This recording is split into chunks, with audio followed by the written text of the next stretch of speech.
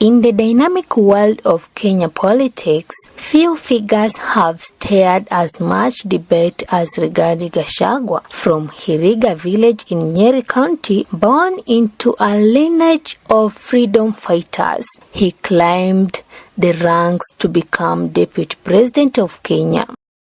I, Rigathi Gachagua, in full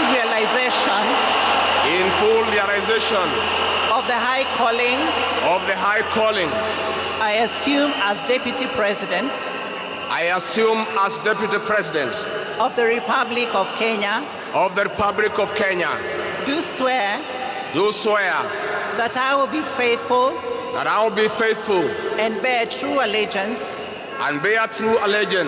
to the Republic of Kenya, that I will obey, preserve, protect, and defend this Constitution of Kenya as by law established, and all other laws of the Republic, and that I will protect and uphold the sovereignty, integrity, and dignity of the people of Kenya. So help me God. His time in office from September 13th, 2022 to November 1st, 2024 was both historic and divisive. Partnering with President William Ruto under the Kenya Kwanza Alliance, Gachagua championed economic reform and grassroots empowerment.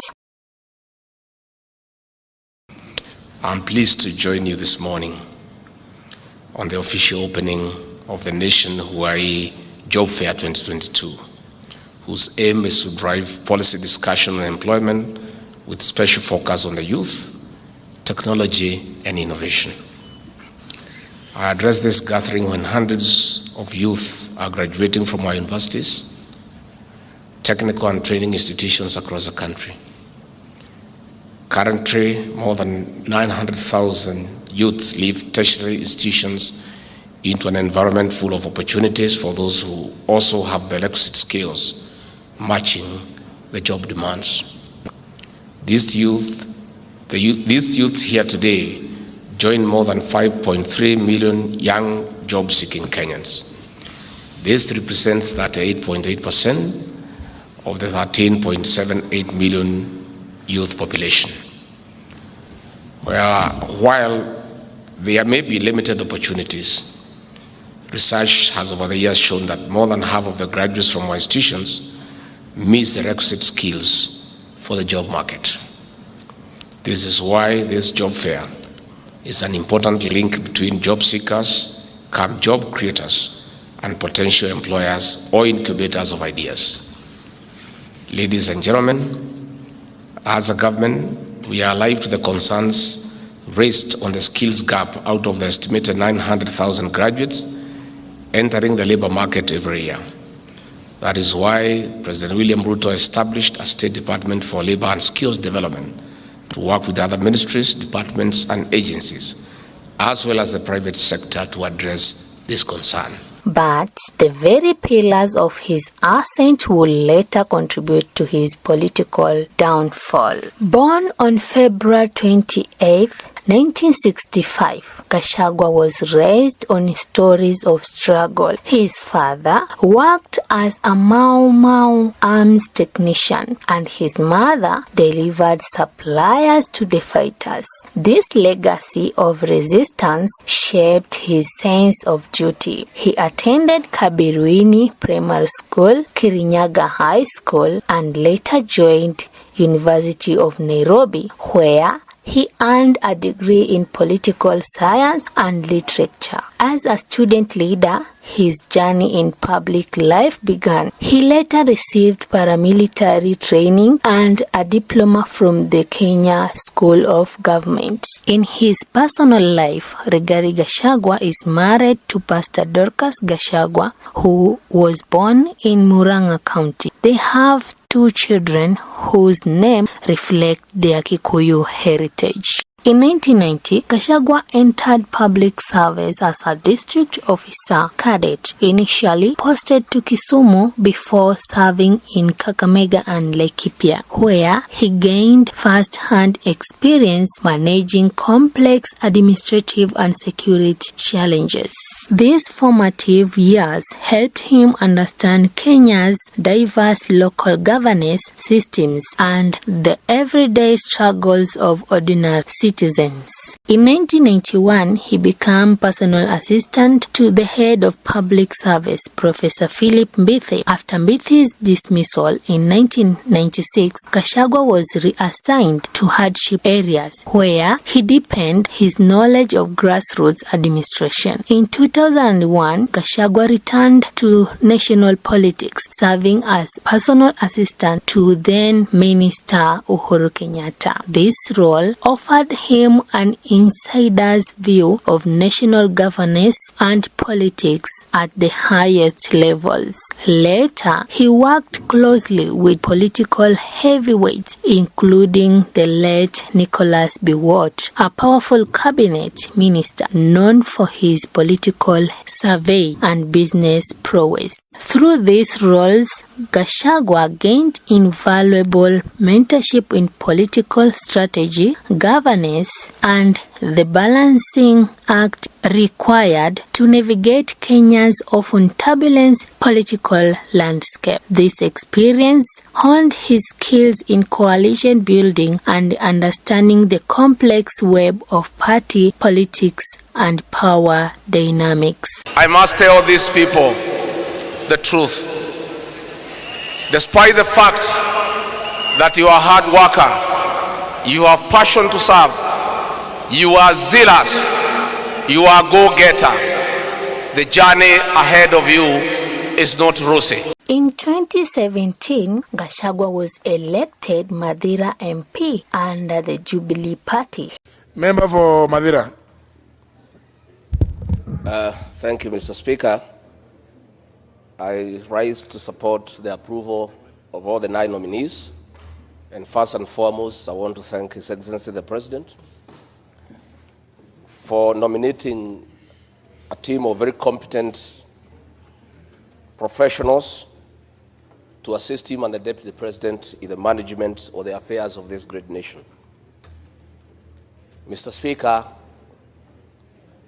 I would like to urge my fellow honorable members that we approve the entire list to give the President a team to begin serious work. Mr. Speaker, we are all aware we have lost 6 months in electioneering and court cases, and this is a time now to embark on serious work. It is therefore incumbent upon this House to give the President a team that will work with him and enable him to deliver on his legacy. Mr. Speaker, when we look at this team, we must applaud the President and the Deputy for regional balance, for looking at all corners of Kenya, and really making sure that the entire country is represented. Mr. Speaker, I would like to specifically talk about the nominee for Foreign Affairs and International Trade, Ambassador Dr. Monica Juma. I had the privilege of going to university with this great lady in the early 80s at the University of Nairobi, and we were in the same class doing international relations. And as fate would have it, this lady was very passionate about international relations, African international relations, the working of international organizations, as well as bilateral and multilateral diplomacy. And I'm therefore very happy that she has been given an opportunity to exercise her passion, and I have very keenly followed her path along the way, all the way from Moi University, where she taught as a lecturer.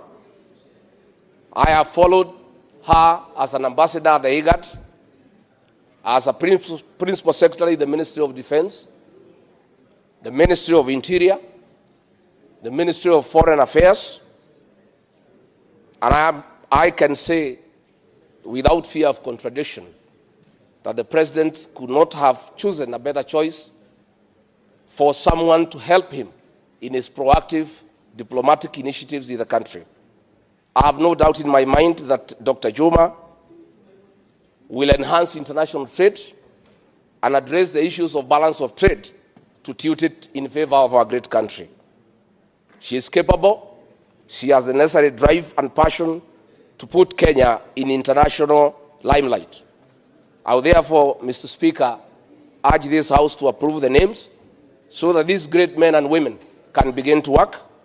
I'm looking forward where Professor Margaret Kobia will take her place in the Ministry of Public Service, Youth and Gender, so that she can immediately embark on the youth empowerment program that had been suspended during the electoral period, so that we can get more young people in the youth empowerment program. I'm looking forward to Mheshimiwa John Munyes taking over his docket at Petroleum and Mining, so that he can pursue the initiatives of exploration of oil, so that we can have our own oil products, enhancing and making sure that our products of diesel, kerosene and petrol will become cheaper and therefore uplift the living standards of our people. I'm looking forward to Madam Farida Karunei to take her docket in the Ministry of Lands, so that she can reinstate the issuance of title deeds to colonial villages in my county in Nyeri. I'm looking forward, Mr. Speaker, to the Honorable Peter Munya taking over his docket in the East African Community and Northern Corridor Development to enhance trade in the East African countries, so that we can trade much more with our brothers in Uganda and Tanzania. Mr. Speaker, I'm looking forward to Mr. Simon Chelgoi to take office, so that I can visit him immediately after being sworn in to pursue water for Kiremukoyo ward in my Madera constituency, where people need water as of yesterday. Mr. Speaker, Mr. Ukuli Utani in labor and social protection to be able to fast track the program for the old people to be able to receive their monthly stipends. And finally, Mr. Rashid Mohammed, so that he can embark on enhancing our sport. So, Mr. Speaker, in a nutshell, I urge every one of us here to adopt and pass this list in its entirety so that Kenya can move forward. Thank you, Mr. Speaker. His fiery and apologetic style won him loyal supporters and harsh critics. In 2022, he became Ruto's running mate in the UDA party and helped defeat Raila Odinga. I present to you the Kenya Kwanza running mate candidate, my brother and friend, Rigathi Gachagua.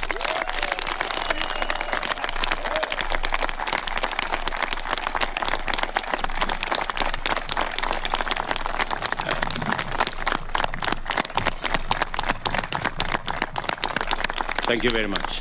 Your story has been an inspiration to hustlers and all of us all over Kenya, and I'm no exception. In the end, the consensus pointed out to an individual who scored excellent points on every evaluative parameter, an astute debater with prodigious persuasive ability, a fantastic grassroots mobilizer, a disciplined and tireless political operative. I want to very sincerely thank my lawyer, my friend, Professor Abraham Kithure Kindiki, who came very far and became the runner-up. A successful elected politician and business person, a principled politician of tremendous resilience and resolve, a fearless fighter for the right cause, and an indefatigable champion of the betrayed, persecuted, downtrodden, the despised, and the ignored. A living example of a true hustler who rose from the hardships of the aftermath of our freedom struggle to the pinnacle of professional, business, and political success. With the team you have assembled, I believe we have what it takes to realize the dreams of the hustler nation, and it will be a great honor for me to play my part, and that I will.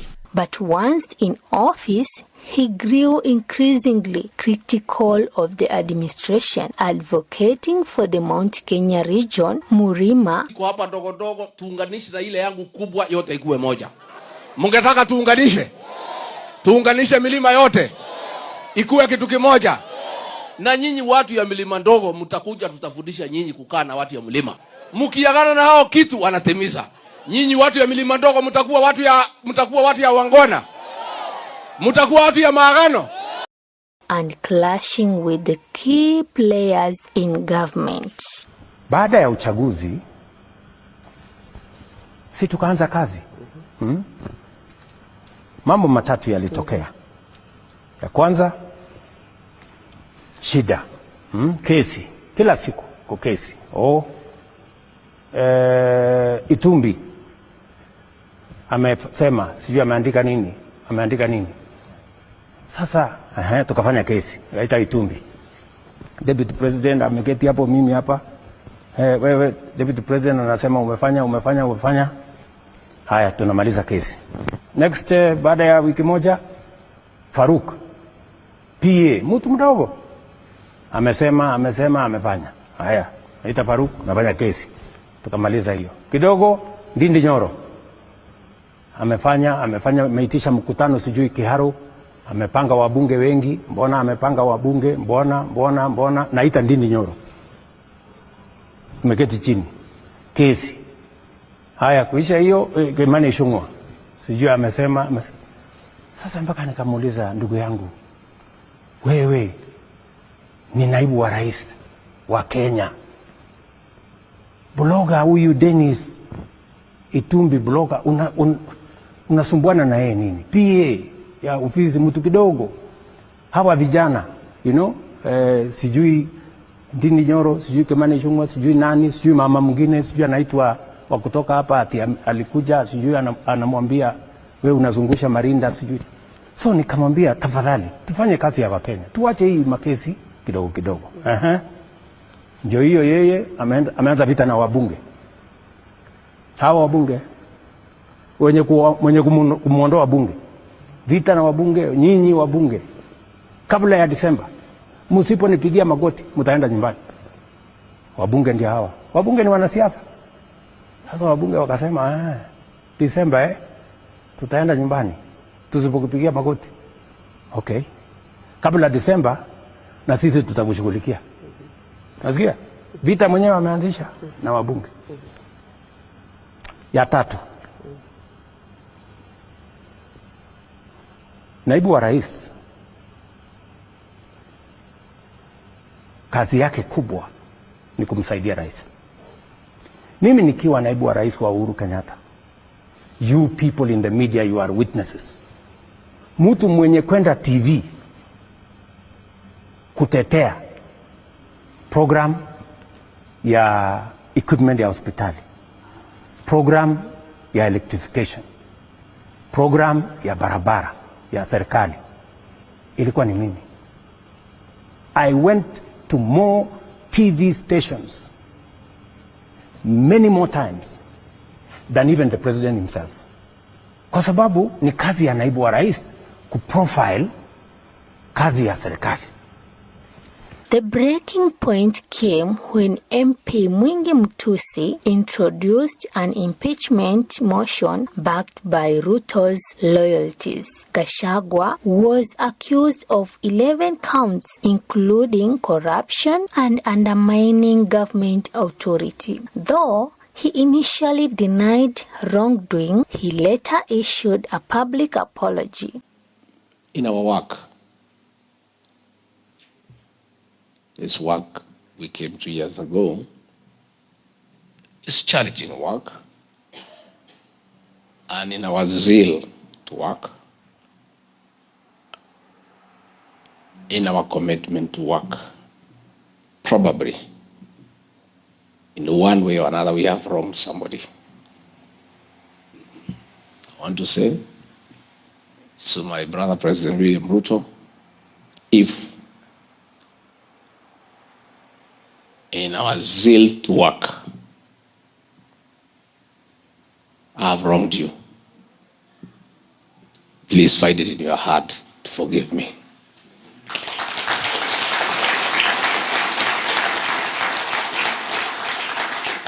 I want to say, if my spouse in our duties for the boy child and our program has wronged you in any way, find it in your heart to forgive her.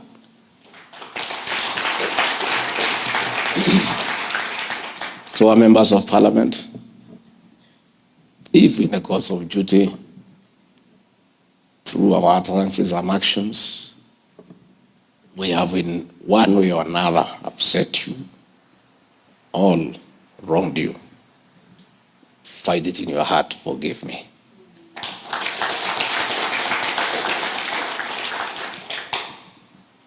If our brothers who did not support the president and myself in the way my region and the Rift Valley supported him, and probably you find that in appreciating our people and the support they give the president and I, probably our utterances made you feel uncomfortable. We did not mean bad. We were simply appreciating the people who voted for us. And if you feel that we rubbed you the wrong way, please find it in your heart to forgive me.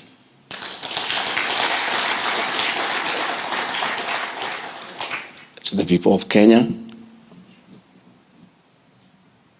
in our service across the country, as we serve you, if there is anything we have done or said that you found unpalatable, that you found unacceptable, please find it in your heart to forgive me. Still, the motion passed in Parliament on October 8, 2024. Honorable Speaker, based on the responsibility you bestowed on me, Jared Okello, MP for Nyando, Zahir Janda, Honorable Onesmus Ngogoyo, and Honorable Njeri Maina, we are here to declare the results as follows, Honorable Speaker. The nays, 44. Abstentions, 1. And the ayes, 281.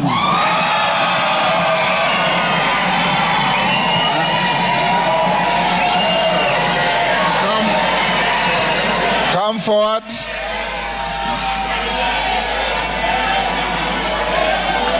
Order.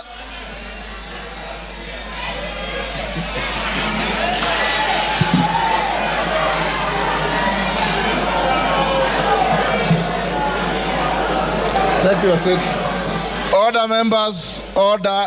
The House is still in session. Tell us, take your seats. Bensouda, take your seat.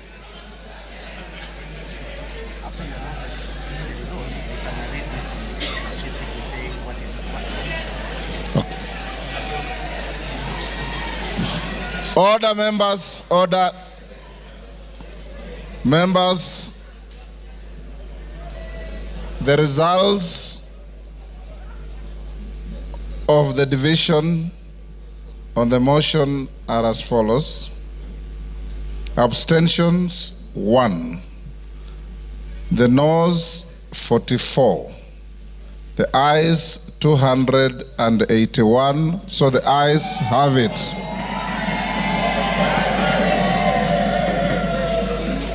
And the results brought to the Speaker are duly signed by all the 4 nominated tellers.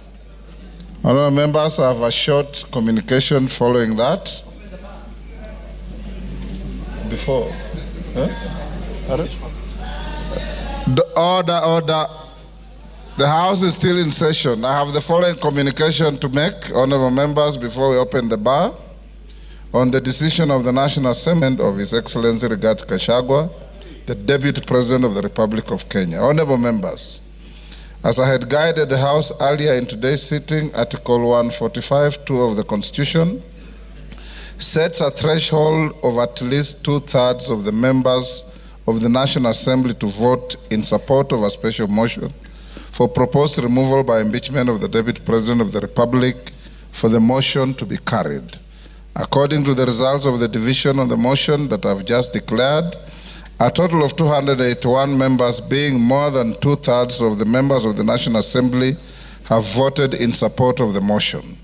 Article 145(2)(a) of the Constitution provides that, I quote, if a motion under Clause 1 is supported by at least 2/3 of all members of the National Assembly, the Speaker shall inform the Speaker of the Senate of the resolution within 2 days. And the Senate upheld 5 charges on November 1st, removing him from office and becoming the first Kenyan deputy president to be impeached.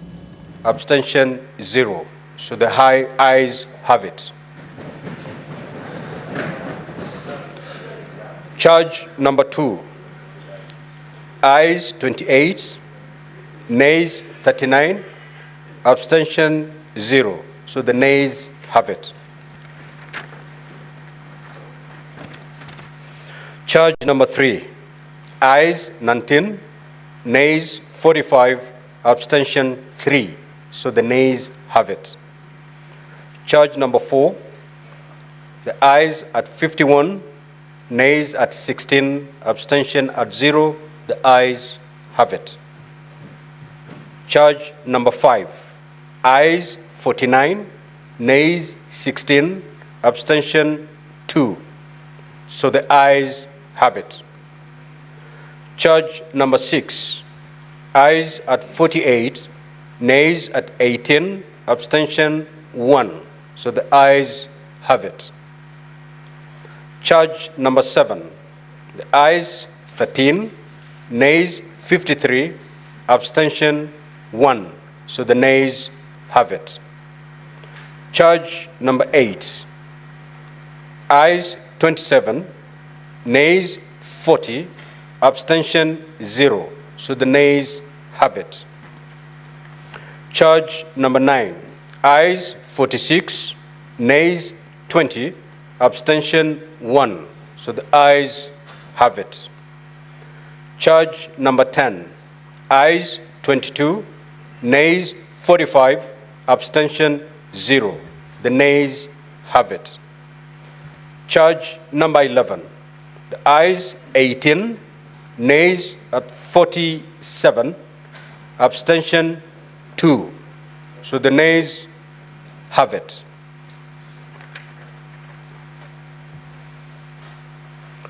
Now, honorable senators, the result of the division indicate that the Senate has upheld the following impeachment grounds. 1.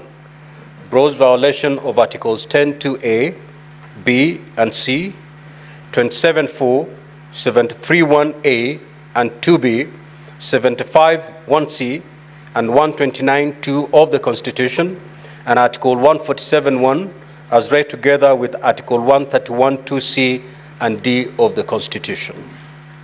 4. Gross violation, ground number 4. Gross violation of Article 161 of the Constitution on the institutional and decisional independence of judges. Ground number 5. Gross violation of Articles 3(1) and 148(5)(a) of the Constitution and the fidelity to the oath of office and allegiance. Ground number 6, serious reasons to believe that His Excellency the Deputy President has committed crimes under sections 13(1)(a) and 62 of the National Cohesion and Integration Act. Ground number 9, gross misconduct that is incompatible with the high calling and dignified status of the office of the Deputy President and a member of the Cabinet and the National Security Council. His Excellency the Deputy President has publicly attacked and undermined work of the National Security Intelligence Service and its officers. Now, Honorable Senators, pursuant to Article 145(7) and 151(b) and 2 of the Constitution and Standing Order 78(8) of the Senate has resolved to remove from office by impeachment His Excellency Rigathi Gachagua, AGH, the Deputy President of the Republic of Kenya. Accordingly, His Excellency Rigathi Gachagua, AGH, ceases to hold office. Thank you. Even as his political career crumbled, Gachagua stayed in the spotlight. He led a controversial crackdown on illicit alcohol in Nakuru, clashing with local traders. Known for his hard-nosed, hands-on style, he mirrored his days as a district commissioner, pushing administrative reforms and accountability. In Kirinyaga, he even fired top officials over alcohol-related deaths. Once you start receiving money from your constables and your corporals and your sergeants and the major and the OC crime and your deputy, that's the head of the station. Once you decide there will be no bribes within your station, there will not be. So we are going to hold the station commanders responsible. Legal wars hunted him throughout. In 2021, he faced cash 7 billion in fraud charges. In 2022, cash 200 million was seized from his accounts. In 2024, he was accused of manipulating his dying brother's will. His claims he dismissed as political persecution. After impeachment, Gachagua leaned further into regional politics. He warned Mount Kenya artists not to perform at events featuring Deputy President Kithure Kindiki, calling him a betrayer. Ati wameitwa pale Karen juzi na huyu mtu anaitwa Mr. Moneybags. Ati wanaambiwa wakuje wadanganye nyinyi SHA inafanya kazi. SHA inafanya kazi. Na wakamwambia ati watakuja kuambia nyinyi. Ati watuambie barabara zinajengwa. Atuambie masomo naenda mzuri. Mimi nimeketi na wazee jana usiku. Na tumesema hawa wasanii. Wazee wameniambia nitangaze. Hawa wasanii waombe msamaha. Wameenda kuchukua shilingi 50,000. Na pahali wanaenda entertainment, wale watu wameenda pale kwa sababu akili imechemuka kwa sababu ile Kasongo ametusumbua. Wanaenda kuwatubuiza ndio akili situlie. Hao wameenda kukaa na wale watu ambaye wametuumiza, wametuletea hizo shida. Wasipoomba msamaha, tuache kusikiza nyimbo zao. Number 2, zile entertainment joint wanaenda wasiitwe huko tena. Na wewe kama ni mwenye club ukiita huyo mtu, customers wahame waende pahali ingine. Tena ile mtandao you unfollow them. Si ndio? You unfollow them. Ati unasema umeamrisha wananchi wasisikize nyimbo. Unaamrisha kama nani? Unaamrisha kama nani? Tuheshimiane my friend. Mimi ni mtu ya heshima, lakini my friend, if you come within shooting range, we will deal with you. Na mkiwaona muambie watafute watu wa kutisha huko nje. Unatulecture ukiwa nani? Kwani wewe ni Mungu? Una lecture kila mtu. Una lecture mwanamuziki, una lecture mwanasiasa, una lecture kila mtu. Kwani wewe ni Mungu? Wewe tu, mimi nasema hivi. Ukitaka tuheshimiane, heshima ni mara mbili. Utuheshimu, tukuheshimu. Usipotuheshimu my friend, tutakanyang'ana na wewe my friend. Through it all, his wife Pastor Dorcas Gachagua remained a steadfast supporter as he continued community and faith-based work. There are people who be watching, they are crying anymore.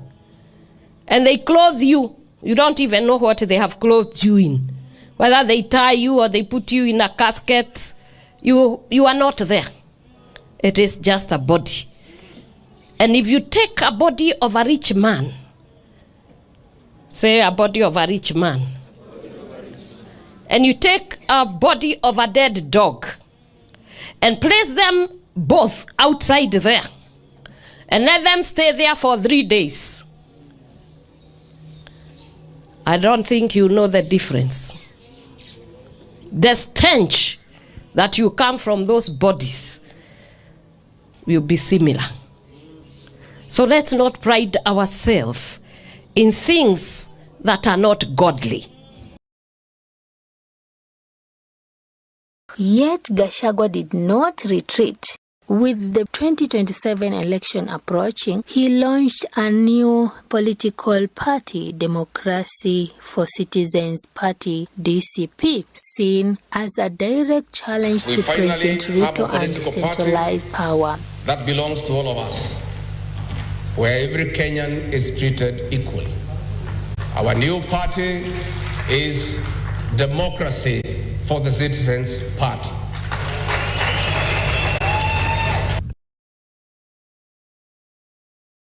He planned a grand launch at Kasarani Stadium, a historic site for political declarations, symbolizing a phoenix rising from defeat. Days before the event, the National Sport Authority revoked the permit, citing virtue security concerns. Attempts to use alternative venues, Kenyan National Conference Center, KICC, Nyayo Stadium, Kamkunji grounds were also blocked. Supporters gathered at Nyayo Stadium chanting, I quote, "Let the people decide," end of the quote. But the police blocked entry and arrested activists, signaling state resistance. In Embu and Muranga, planned rallies and town halls were abruptly cancelled by police, citing public order risk, with report implicating operatives loyal to President Ruto intent on silencing Gachagua's grassroots momentum. Critics say these blocks show a tightening grip on dissent. Still, Gachagua pushed on mobilizing youth, clergy and traders under a banner of economic justice and Murima unit. Can he reinvent himself before 2027, or will history remember him as a fallen populist? As the sun sets over Nyeri's hills, Rigathi Gachagua's story remains a striking portrait of power, its rise, fall, and the fight for a second act.